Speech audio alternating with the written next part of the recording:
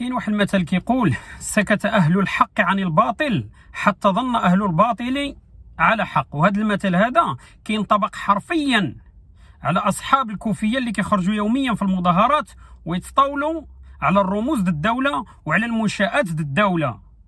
هاد العملاء هاد مثلث الشر اللي كتمثلوا قطر، إيران، الجزائر، هادو باغين يسقطوا النظام. هذا هو الهدف ديالهم الحقيقي، ماشي الهدف ديالهم غزة ولا فلسطين.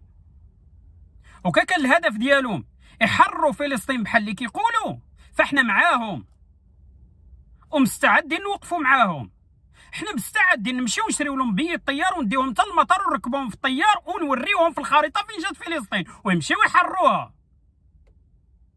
ولكن باش يبقاو يستهدفوا المنشآت الدولة ويتطاولوا على المستشار الملك أندريا زولاي ويتطاولوا على الملك شخصيا، هذه وقحة ما يمكنش يسكتوا عليها.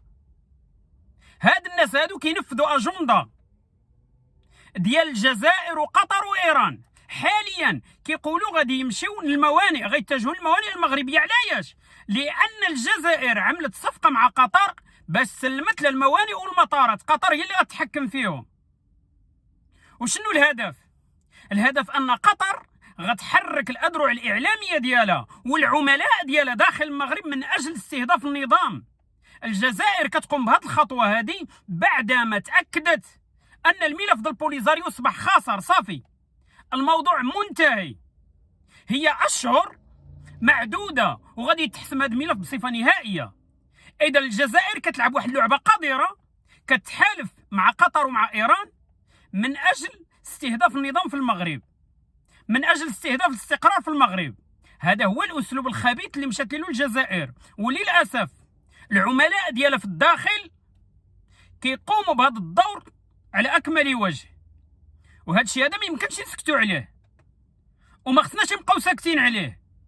وحاليا خاص لازم وزير الداخليه يتحرك، عبد اللطيف الحموشي خصو يتحرك، القصر الملكي خصو يتحرك ويوقف هذه المهزله ويوقف هذه الكوميديا السوداء. هذه المسرحيه خصها تحبس، ما يمكنش تستمر.